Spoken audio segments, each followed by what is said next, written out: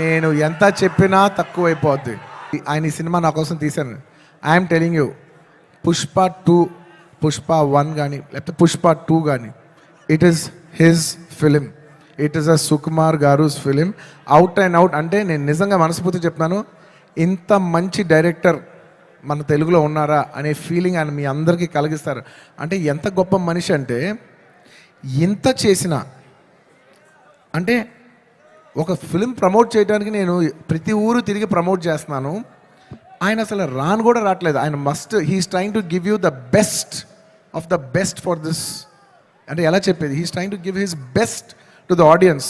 నేను నిజం చెప్తున్నా, ఈ సినిమాలో ఎవ్వరూ కష్టపడలేదు. కష్టపడడం అనే మాట చాలా చిన్న మాట. ఎందుకంటే అందరు ఇక్కడ జీవితాలు పెట్టేశారు.